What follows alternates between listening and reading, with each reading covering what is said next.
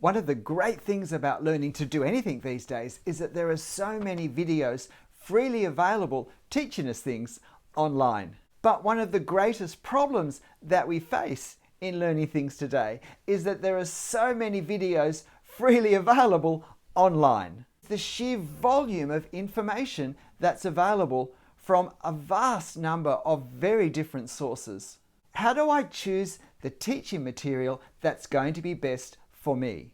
Teaching material that's good, but also that's well suited for me in particular.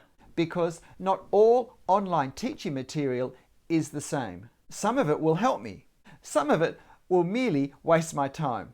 But some of it will actually discourage me for all sorts of reasons, as it gives me unhelpful and unproductive advice, knowledge, and content. I have 5 points to give a framework to help us decide, is this a good video? Is this a good teacher? Is this a good channel for me to use in my drawing development? And while I'm thinking of videos that teach drawing in particular, pretty much all of this content is also general enough that it really would be helpful in helping us to find the best online material in any subject. So let's start with the first point. And the first point is, in order to be able to choose the best how to draw videos to watch, it's really important that I know what I actually want to learn. Where do I want to end up with this skill? What do I want to be able to do in terms of artwork at the end of it?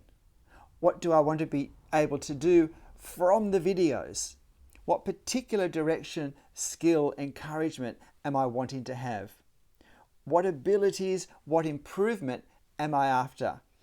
Am I a beginner? Do I have some experience, or am I really quite experienced? What level of teaching am I after? Because if I don't have some sense of all this, it makes it very hard for me to judge how useful a particular video or channel or teacher is going to be for me. Because learning to draw is a huge subject, and if we just type that into Google, we'll get all sorts of things coming up all at once. So how exactly do I want to be able to draw right now? Because this can change over time. But right now, what am I after? What sort of subject do I want to be able to draw? Is it portraits? Is it animals, cars, figures, still lifes, buildings, streetscapes, landscapes? A lot of drawing skills and content is common to any subject, but there are many things that are more relevant or only relevant just to some subjects. So it's helpful if I know the context I'll be applying these skills, because I can find videos then that actually teach me these skills in those subject areas. And that, if you like, helps me double up on what I'm learning for the same time. What materials do I want to use? Do I want to draw in pencil? Do I want to draw in pen? Do I want to use markers? Do I want to use watercolor or pastels or color pencils or charcoal? I can't learn all of them at once. And I'll learn more if I learn to use one of them really well. And then I can apply that ability more easily to the other materials. So right now, what's my focus? And what type of drawing do I want to do? Quick and small, large and grand? Different techniques, skills and approaches are relevant to each. How much time do I want to spend on this? How intensive is my learning? What do I hope to learn? And is this for fun or recreation, or do I hope to earn money from it at some stage in the future? How serious is this to my life? Knowing the answer to all these things will help me work out what the best teaching videos and channels for me will be. This second point is the presenter a good teacher? Think back to when you're at school. I haven't worn this since 1975. But at school, some teachers were better teachers than others. Some made their classes a joy to be in, even when we didn't actually like that subject too much. Others made subjects where the content was really interesting to us seem quite dull and tedious by the way they taught. Some prepared us well for exams, others didn't. Not all teachers at school were the same. And it's exactly the same with teachers in how to draw YouTube videos. Because it may not particularly seem like it if we think back to school, but the teacher in the video is actually seeking to teach you in some way by some means. They are functioning as a teacher, whether they're giving themselves that title or not. And if I'm watching the video to learn, I'm using them as a teacher. So the question is, are they a good teacher? And just going back to high school for a sec, we remember a good teacher made such a difference to our class and usually to our results. Life's too short and time is too precious to spend time watching videos where the teacher doesn't give you enough learning for the time you spend watching the video, or where that learning is held back by poor explanations or presentations.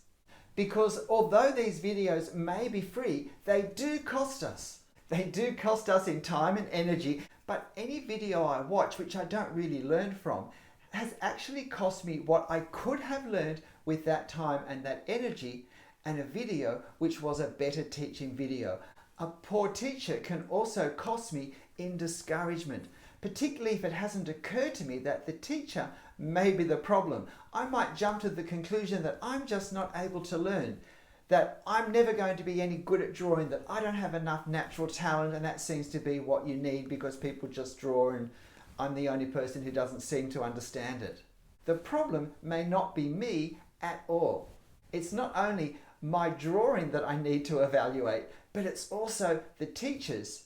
And if I can give you just one tip, just one question to ask to help you understand, is this teacher a good teacher?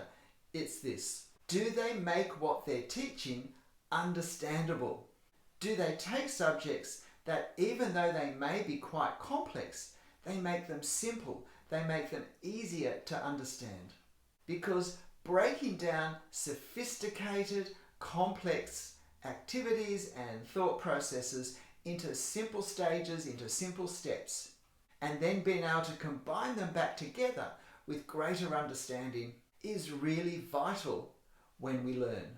I have watched so many how to draw videos where it seems to me that the exact opposite happens. That the teacher, the presenter, the artist takes a relatively simple thing but says it in surprisingly complex words and phrases that make it sound far more sophisticated and unreachable than it really is. Good teaching is not about the teacher sounding learned. It's about what's being taught sounding simple. The more obvious a teacher makes a subject seem, the better a teacher they are. So always be asking, is the person presenting this video a good teacher? And don't think just because they've made a video that the answer is automatically yes. Or it may be that they're a good teacher for someone at, say, an intermediate or advanced level in drawing, but they're not a good teacher for a beginner because there's too much assumed knowledge that they're not giving any indication of in what they teach. So in that case, it's not that they're not a good teacher, they're just not a good teacher for me. So we'll leave school behind for our third point, which is, does the video teacher teach me how to think? Do they give me understanding that I can now use to do this myself with my own examples? I hear of over and over again people watching perspective videos that they feel they understand, but when they go to draw something themselves, they realize that they don't know how to connect what they saw in this, say, 2-point perspective video with their drawing. They don't know how to use it, and they feel that they're somehow stupid, that they're not bright enough to catch on to what everyone else can seem to see. If a perspective video for artists leaves us without any idea on how it applies to our drawing, then it hasn't been taught well, because it's not the technical details of the theory of perspective that's so hard to understand, how it can be, how it should be, but it's how it can be used, how it should be used when I'm actually drawing, either from a photo or from life. That's important for me. It's how this theory will actually be relevant when I draw, which is the key part of the video. If we don't learn how to think, a video may give me a list of hacks, of tips, of shortcuts, of step-by-step follow-me video instructions, and some of them may be useful.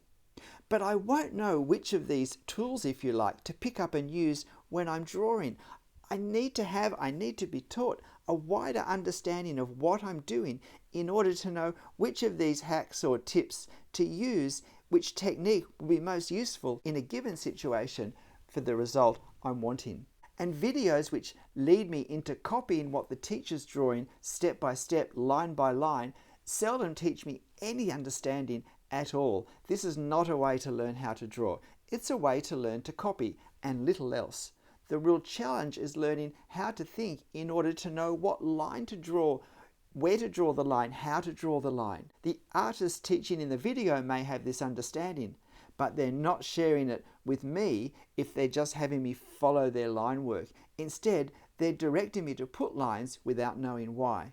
And this may produce a nice drawing at the end, which can be deceptively satisfying, but it won't be teaching me how to draw my own original drawings without anyone to guide my lines, without anyone to tell me where to put them at all. It's a great teaching method if my aim is to produce a reasonable drawing at the end, but it's a very poor method of learning to draw if I want to be able to create my own drawing, because I need to learn how to think. So good teachers teach us how to think so we can apply what we've learned to different drawing situations that we come across in the future. And the next point is the lesson, is the presentation interactive? Can I engage in some way with what's being presented?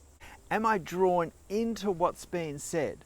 Am I being provoked to think as well as to receive things? Now, in a classroom, of course, students can put their hand up and ask questions. The teacher can see the looks on faces and work out whether content has been understood.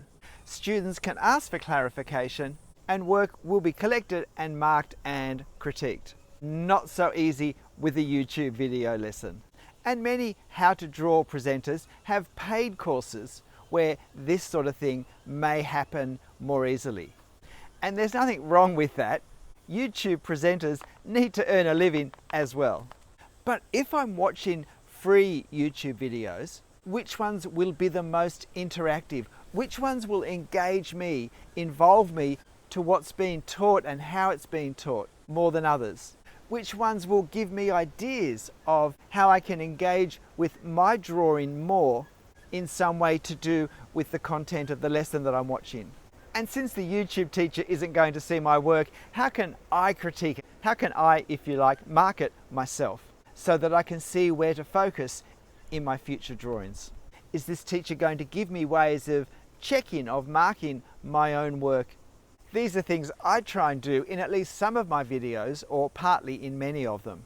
But another important thing I do with this idea of interaction in mind is in videos where, regardless of what the content is about, where I actually draw from a reference, I almost always post that reference on my YouTube community page so that anyone watching the video can have a go doing the drawing themselves afterwards. Not in a line-by-line follow-along. I certainly don't present my videos in a way that would even be possible if you wanted to. But so that someone who's just heard the content of my video can actually have a go putting it into practice. Because this is a tremendously powerful learning method. And while YouTube video teachers may not really be able to answer every question that might arise from their video in a comment, the ones who at least sometimes address some of the issues that are raised there might, in an overall way, be more helpful in my learning. Because even if it's not a question I had, it's often a useful question and possibly fills a gap in the video content and presentation that the teacher wasn't aware of.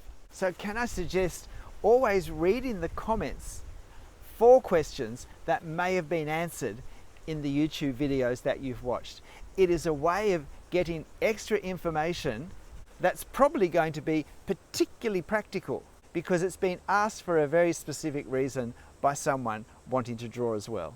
So if a video's left you feeling a bit like a passenger sitting watching something go by, or even if it's been more like going to the movies and it's been highly entertaining, but it's really just been something that you've watched and you don't get up and walk away from it excited to try something, to do something, then probably it's not been a great match for you if learning to draw or learning to improve your drawing is important to you. In English, we have a saying, the proof of the pudding is in the eating.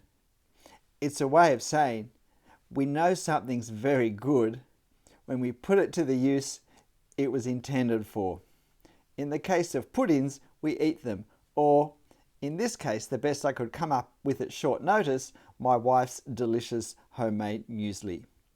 I know it's good because when I eat it, it tastes great. What's this got to do with drawing? It's simple. Is a particular YouTube video channel a good match for me? Is the teacher someone I can learn from? And are these videos worth my time and effort? The answer is in my drawing. Have they improved? Have the things I've learned on a particular channel been things I've been able to understand and use in my drawing in a way that can be seen? Have they helped me to change, to develop my drawing style in the way that I was wanting to, or in a way that was better than I would have hoped for? Am I drawing things now and drawing them in a way that I wasn't able to do a while ago? Am I feeling encouraged with drawing? Is it still bringing me joy or even more joy? Do I look forward to opportunities to pick up a pen? Am I feeling that I can do things to do with drawing rather than not do things? That I have increasing understanding in what to do and the choices I have when I draw?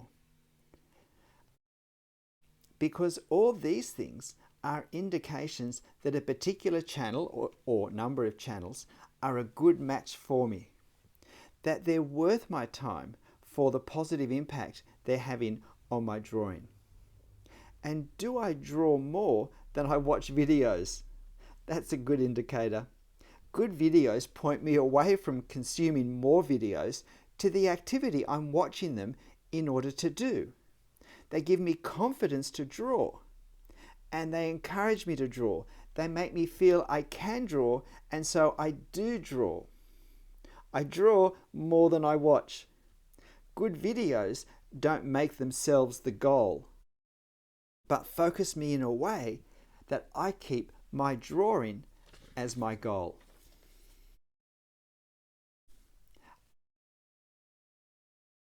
So are the drawing videos you're watching good videos?